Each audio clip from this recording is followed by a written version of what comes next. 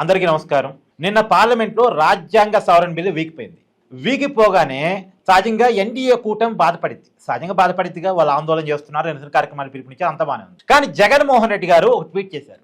విపక్షాలు సాధించింది ఏంటి, ఈ బిల్లుని అంటే వీగిపోయేలా చేయటం ద్వారా విపక్షాలు సాధించింది ఏంటి అని జగన్మోహన్ రెడ్డి గారు క్వశ్చన్ చేస్తూ ఒక కామెంట్ చేశారు. అసలు జగన్మోహన్ రెడ్డి గారు విపక్షంలో ఉన్నాడా, అధికార పక్షంలో ఉన్నాడా, ఎన్డీఏ కూటమిలో ఉన్నాడా, విపక్షాల కూటమిలో ఉన్నాడా? సరే, ఎన్డీఏ కూటమిలో లేకపోవచ్చు, కానీ జగన్ కూడా విపక్షమేగా, ఎన్డీఏ కూటమిని వ్యతిరేకించే పక్షమేగా, రాష్ట్రంలో కూటమిని వ్యతిరేకిస్తున్నాడుగా. అంటే దేశంలో కూడా ఇదే కూటమిగా అధికారం ఉంది, వీళ్ళని వ్యతిరేకించాల్సిందేగా.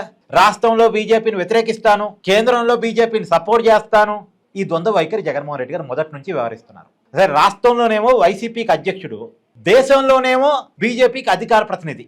బానిస మనస్తత్వం జగన్మోహన్ రెడ్డిది మరొకసారి బట్టబయలైపోయింది. మళ్ళీ చెప్తున్నామేనండి, జగన్మోహన్ రెడ్డి గారి బానిస మనస్తత్వం మరొకసారి బట్టబయలైపోయింది. ఏమండి జగన్మోహన్ రెడ్డి గారు, ఒక లాజిక్గా అడిగే ప్రయత్నం చేస్తున్నాను.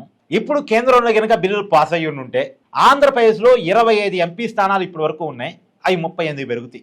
అదే యూపీలో ఇప్పటి వరకు 80 ఉన్నాయి, అది 120 పెరుగుతాయి. ఇంతకుముందు 80కి 25కి మధ్య గ్యాప్ ఎంత ఉంది? 55 ఉంది. ఇప్పుడు రేపు పొద్దున 38కునో 120కి గ్యాప్ ఎంత పెరుగుతుంది? 82 అవుతుంది. అంటే గ్యాప్ పెరిగింది కదా జగన్మోహన్ రెడ్డి గారు. సౌత్ ఇండియాకి అన్యాయం జరిగినట్టే కదా జగన్మోహన్ రెడ్డి గారు. యూపీతో పోలిస్తే ఏపీకి మధ్య సీట్ల అంతరం మరింతగా పెరుగుతుంది కదా జగన్మోహన్ రెడ్డి గారు.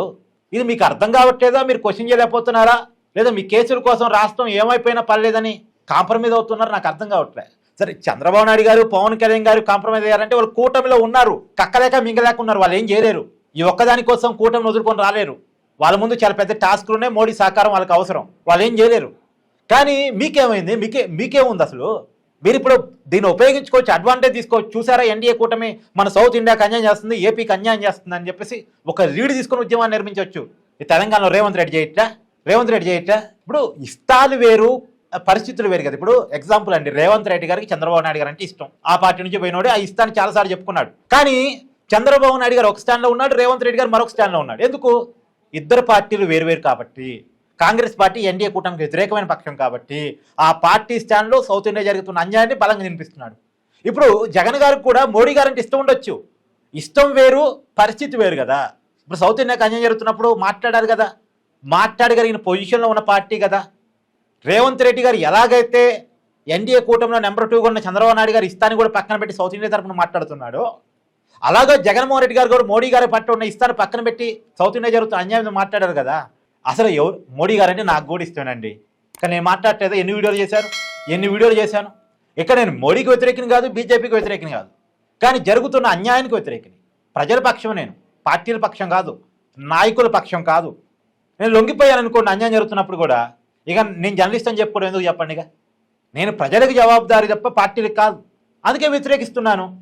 సపోర్ట్ చేసే విషయం సపోర్ట్ చేస్తాం, వ్యతిరేకించే విషయంలో వ్యతిరేకిస్తాం. Subject to subject.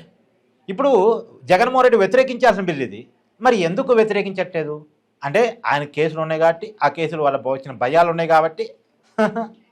ఏదైనా జగన్మోహన్ రెడ్డి బానిస మనస్తత్వం మరొకసారి బట్టబయలైపోయింది. ఈ కామెంట్ని మీరేమనుకుంటున్నారో కూడా తెలియజేసే ప్రయత్నం చేయండి. దయచేసి మీ అభిప్రాయాన్ని కామెంట్ రూపంలో తెలియజేయండి. Thank you.